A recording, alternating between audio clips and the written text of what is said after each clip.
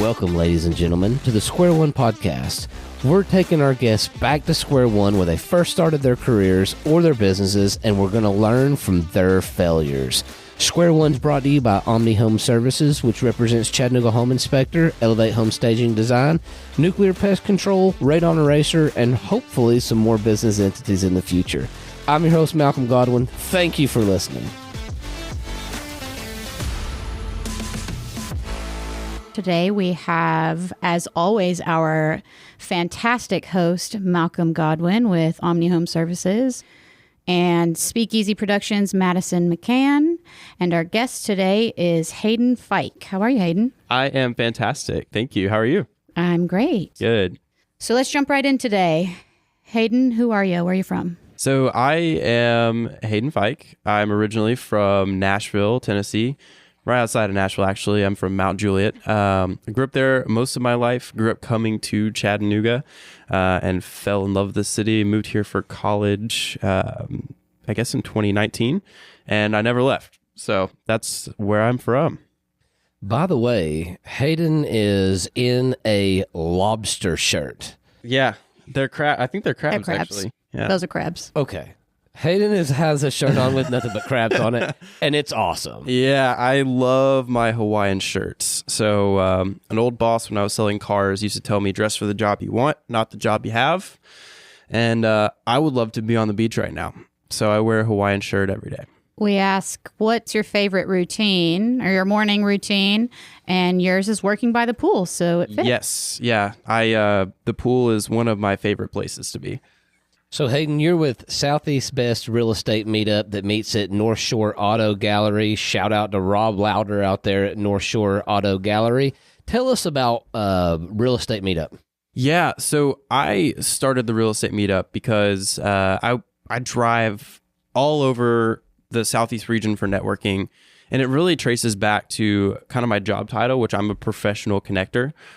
So my whole entire job, everything I do every day is to connect one party to the other party to be able for them to do business together. And so I started going to all these different networking events like in Nashville and Knoxville and Atlanta. And I started seeing in other cities, they had these large real estate meetups that would get, 75 to 125 people. They had speakers that were coming in from all across the country. And I saw that and I was like, we need something like that in Chattanooga, because the networking events that we had here at the time were strictly you go to a bar and you go grab a drink and you go talk to the same people you talked to for the last 6 months. And so really this was born out of a desire for it to exist here.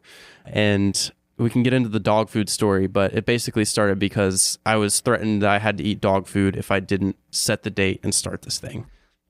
Yeah, let's talk about that story. Who threatened you to eat dog food? So this is my business coach, Joe Moffett. Shout out to Joe. So I was in Costa Rica at a mastermind event with the Action Academy, which is a group that I'm in. And I had this idea for the real estate meetup. I'd been thinking about it for probably 6 months at that point of like, I want to start a real estate meetup. I'd tell people about it and they're like, okay, cool. Well, you should do it. And I went to Costa Rica, and the whole point of this trip was to clear your mindset up and to figure out what the move was after that trip. And my move was to set the date to start the real estate meetup. And so my coach said, he wasn't my coach at the time. I couldn't afford him at the time. But he said, all right, Haydynn, so you need to set the date or you have to eat dog food if you don't. So by next week, if you don't have the date for your meetup, you've got to go and buy some Fancy Feast or whatever kind of dog food and eat it. And I was like, oh, crap. Okay, I've got to set the date. So I went and I looked and I thought, and I was like, okay, I'm going to do it this day. And I set the date. And from that point forward, I had to reverse engineer every piece to get to that first event. And the first event, we had 65 people that came out. I think a lot of people suffer from starting.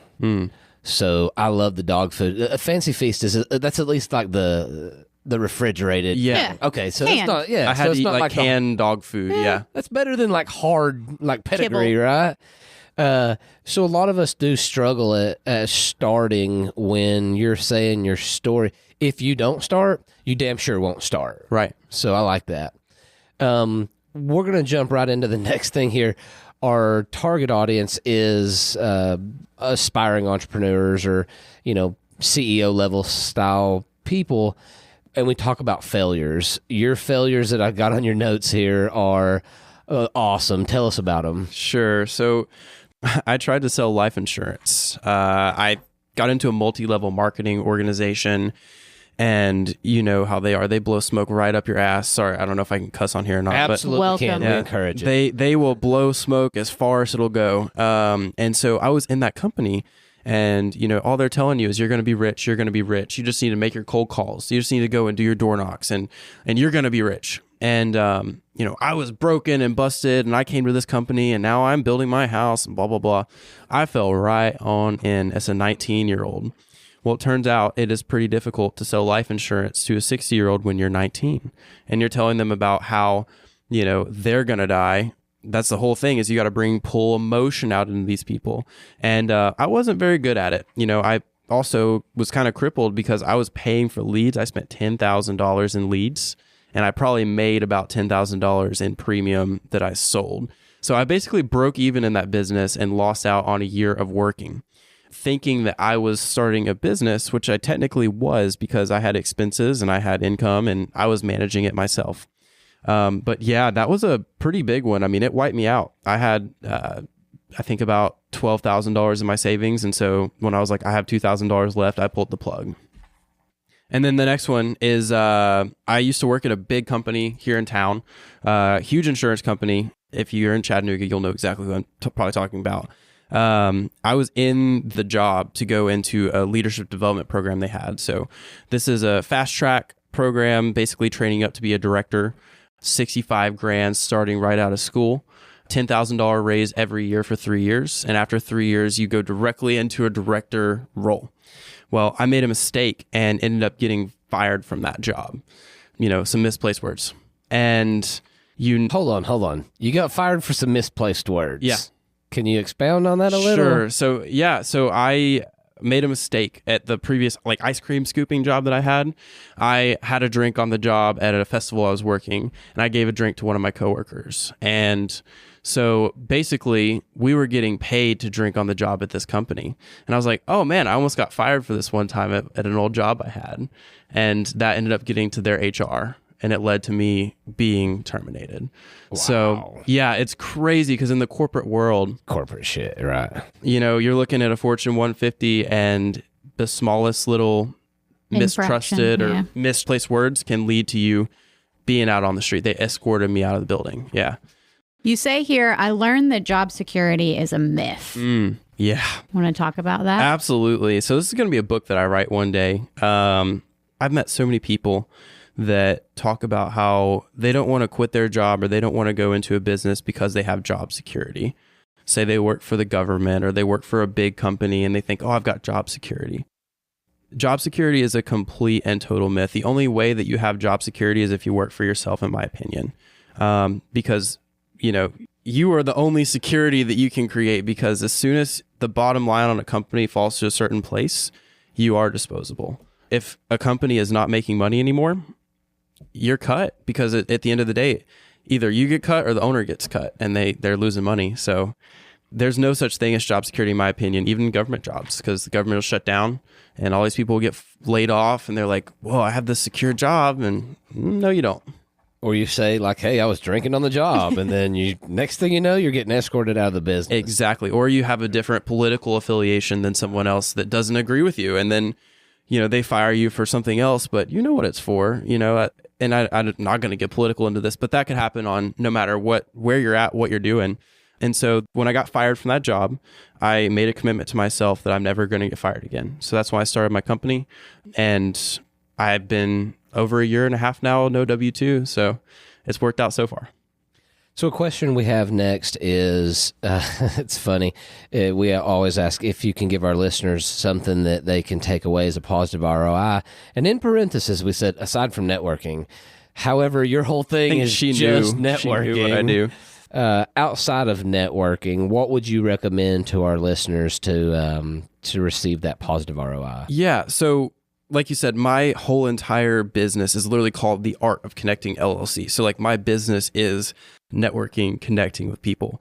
But if I had to say, aside from that, if you're already a great networker, you already know what you're doing, you're talking to people all the time, the next step is to track everything, create standard operating procedures and tracking mechanisms, even if you're just doing it yourself.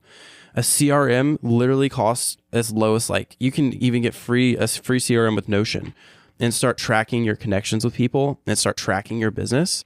Because if you're not tracking your business, you don't have a business, period. If you don't know how much money you made last month, you don't have a business. And then that also goes to like accounting systems as well, to keep track of your customers, keep track of your finances, and then also like going along with that, now that you have this database, you have your customers in the CRM, stay in touch with them. Send periodic text messages to your customers. Reach out to them on social media.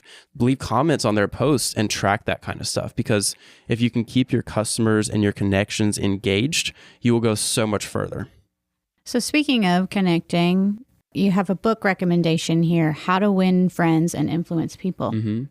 Yeah, so that's by Dale Carnegie. It's a good one. He basically built America. You know, if you look back at the most important people in this country, he's definitely up there.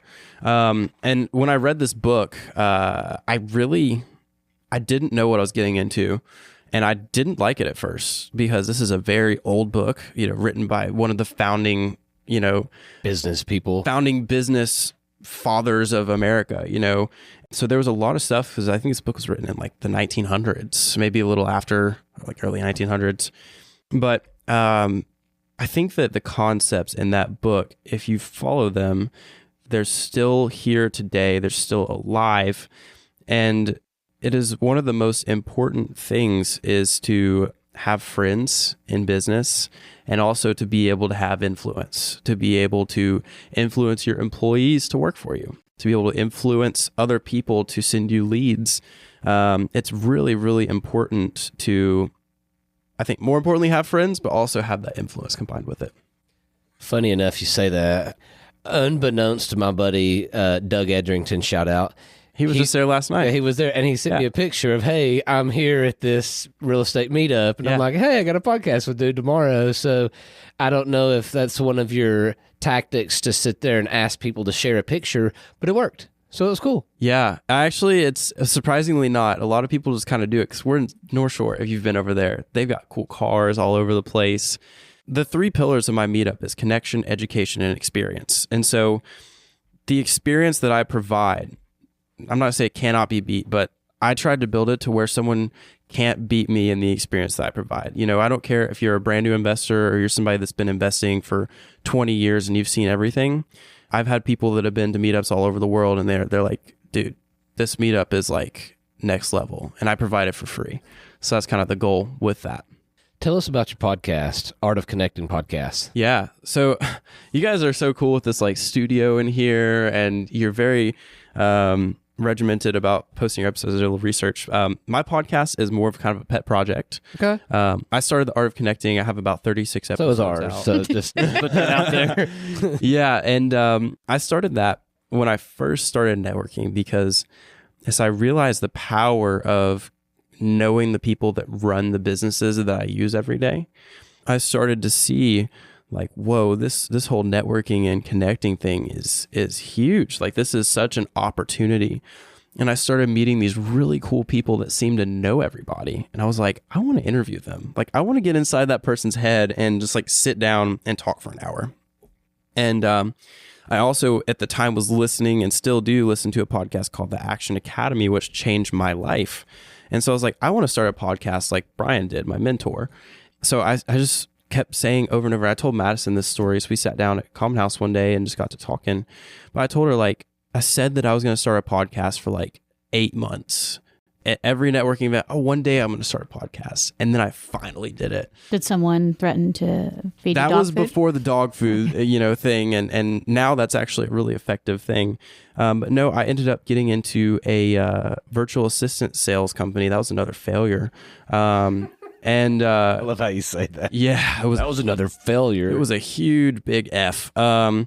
But yeah, so I got into that. And so I had an assistant and I was like, oh, cool. I can do a podcast now because my assistant can edit it. That didn't work. But yeah, so that's why I started it. Started recording episodes. My first ever episode, I believe, was Briana Garza, who has been a huge influence in my life. She owns a local business called Chat Taste Food Tours. Shout out. Yeah, she's amazing. I don't know if you guys have had her on here or not, but she'd be a good guest. We did the tour the other day, and it was someone else offered the tour. Wait. I think you were our guide. I was your guy. Yeah. Okay, sorry about that. There was a lot of drinking involved. We did give you guys a lot of mimosas. That was super fun, dude. Yeah, but I had her on my podcast and then just started interviewing cool people. But it's I love the podcast because it's so cool to just get people that I look up to and I aspire to be one day, to pin them down for an hour and just ask them any questions that I would ask them. And I just share it with everybody. Did we already go over where we can find all the podcast info? No, not yet. So you can find my podcast as Art of Connecting Podcasts on Spotify, Apple Podcasts, really anywhere you find podcasts.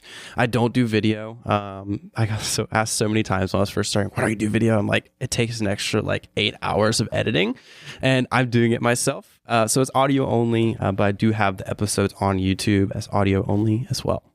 Great. So one of your large accomplishments here, Haydynn, is an Eagle Scout. That's not an easy feat to reach.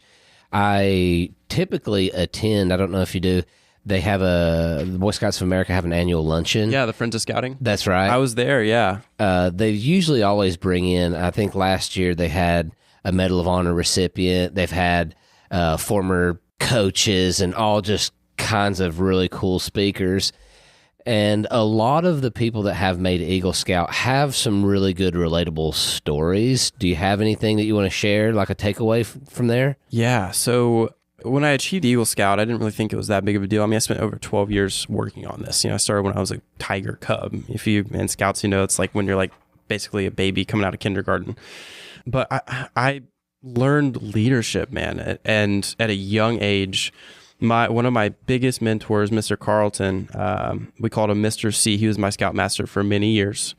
And he taught me, he would send me an Excel spreadsheet and I had to go and run budgets for our campouts. And if I misspelled something in an email or I didn't structure it right, he'd be like, Mr. Fike, this is not how you send an email. And when you get in the working world, they're not going to accept this. And I'm like, oh, crap.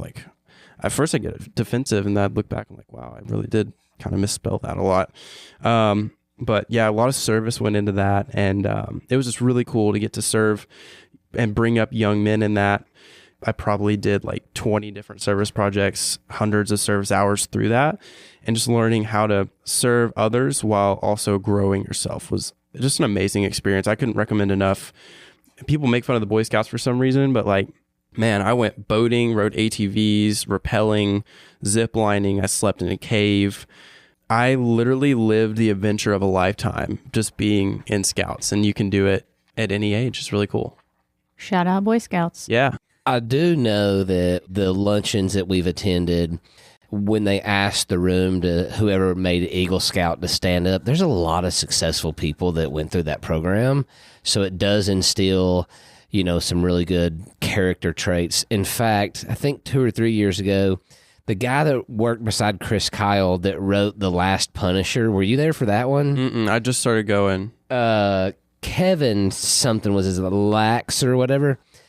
He was a former Eagle Scout, and he just his speech was amazing. Now, if you haven't read The Last Punisher, it is... You think you're going to get a life lesson? That's not accurate.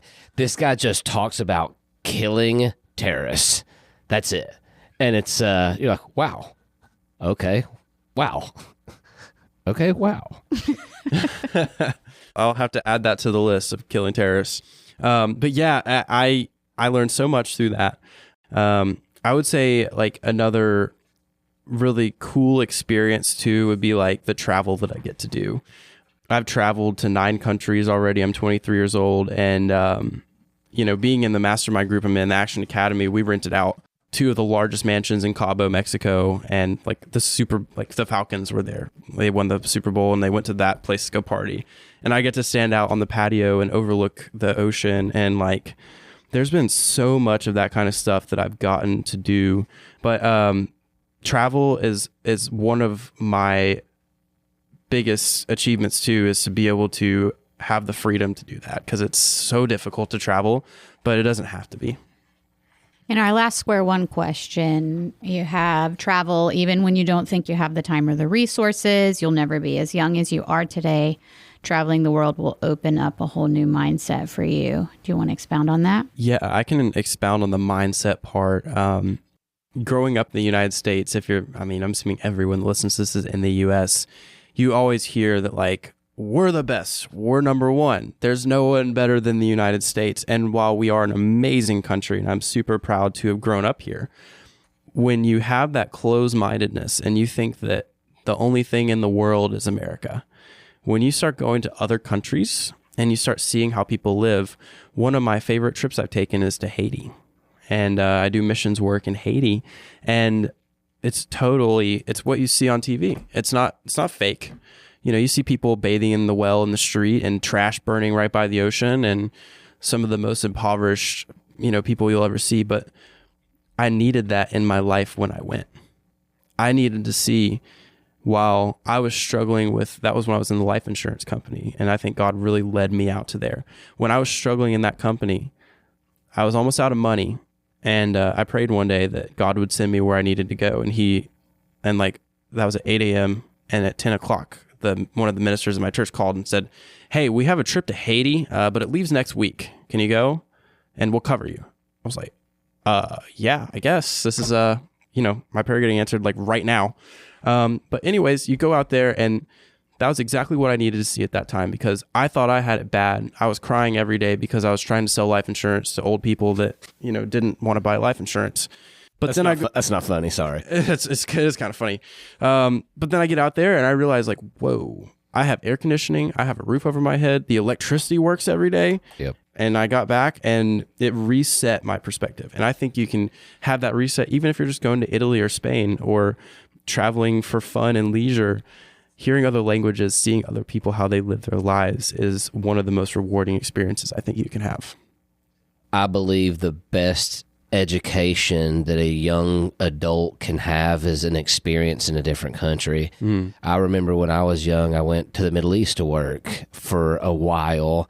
And I mean, obviously, I know what Islam is, but you're never really immersed in it because there's not a huge Islamic population in Southeast Tennessee where I grew up. But when you see like, hey, these people are being disrespected if you're, cooking pork on a Saturday or whatever, and you see the third world country nationals maybe in that country that are piling in 9 people in a 1-bedroom condo to work just to send pennies back to their families.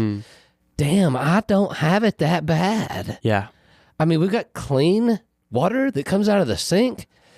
Speaking of the Haiti thing, I saw a meme not too long ago that was a little kid, and he's like, "Y'all got so much clean water, you shit in it?" Yeah, it's super wild when you start having those experiences, and I can't recommend it enough, man. Just get out of your comfort zone. It doesn't have to be Haiti. Like I was going to go to Haiti in July. Our trip actually got canceled because of all the things going on over there. It's really, really bad. But whatever it is, if you're going to I don't even know what country. Like you can go in any country. I would encourage people to do that because you're never going to have more time. So this is kind of a 2-part question. You don't have to tell your younger self to travel. You've traveled. Sure. And your younger self is like, since you're 23, your younger self was like yesterday, right? Yeah, I was literally by the pool, like answering this, and I was thinking, like, this is one of the hardest questions for me, because there was one that was a question I was answering the other day. What would you say a 10-year ago you? And I'm like, I was 13, so I don't know, like, don't cheat on math, because I cheated on math, and that shot me in the foot. But yeah, I would say like it is okay to fail. That is the number one thing that I would tell myself. Growing up, I was so afraid to fail. I didn't want to spill the lemonade at Chick-fil-A and look like a fool. I didn't want to go and ask that girl on a date because I didn't want to be rejected. I didn't want to do all of these things, and so I just didn't do them. And while I'm so thankful, I would not change a thing because of where I'm at and the things I get to do today. We didn't even get to talk about the real estate stuff either. I've got a bunch of real estate investments now, but you don't, if you miss 100% of the shots you don't take. And that's so cliche. I hate it typing that out, but it's so true. If you're too scared to hear no, you're just going to miss out on some of the most amazing life experiences you could ever imagine. I could have said no to going to Cabo because it was going to cost me $1,000, and I didn't have $1,000 to spend on it at that point. And I was going to say no because I was scared because I didn't have the money at the time. But I said yes, and I went, and that trip changed my life. You know, I made a lot of money off of going to that trip. So if you're scared of failing, if you're scared of that rejection and being told no, just do it. Like, just tell yourself you're going to have to eat some dog food if you don't. And if you get told no, what's the worst damn thing that's going to happen? You're going to go and you'll be pouty for 5 minutes because somebody told you no, and you'll be like, that wasn't so bad. Now got to eat some fancy feast. Not that terrible. Well, you don't have to eat it because you got told no and you actually did it. Fair enough. You got to make the action the ask. Because if you don't ask for something, you are not getting it. Period. I like it, dude. Tell us one more time where we can find you. Yeah, the best place to find me, man, is Instagram. I love Instagram now. I'm posting twice a day at Haydynn Connects. It's Haydynn, so just make sure you spell it right or you will not find me. And the content that I post about is I really just make genuine videos. Every day I get on my phone, I spend 3 minutes and I record talking about some challenges I'm seeing in my business or my life, some of the really inspiring things that I hear from other people. I just make 2 posts a day. And if you want to get in touch with me, just DM me on there. I'm active on that platform and Facebook. Is the real estate meetup on a consistent tell us when that is? Yeah, so the real estate meetup is again at North Shore Auto Gallery. I keep it the same time, same place, same channel. We typically meet on the first Thursday of the month, and that's at 5:30. The doors open. We get rolling at 6:15. And that real estate meetup, if you're listening to this, I don't know when this will come out, but in July it's the 4th. So we're moving that to the first Tuesday instead of Thursday. But if you go on the Facebook too, Southeast Best Real Estate Meetup, you'll find it. We got a black logo. And if you go and follow us there, you'll see all the different events. I have other events I'm starting to. So we're going to do like cigars and real estate conversations. And I also have a capital raising clinic that I'm going to be doing as well. Very cool. And all that's on the website? Yeah, it's all on the Facebook. Facebook. Yep. Cool, man. Thanks for coming on. We appreciate your time. Yeah, thank you guys. Thank you for listening to the Square One podcast, brought to you by Omni Home Services. We represent Chattanooga Home Inspector, Nuclear Pest Control, Elevate Home Staging Design, Radon Eraser, and hopefully more business entities in the future. We release a new episode every Thursday. If you like this episode, share it with your friends, neighbors, real estate agents, or whoever. Make sure you subscribe to Spotify, Apple, or wherever the hell you listen to your podcasts.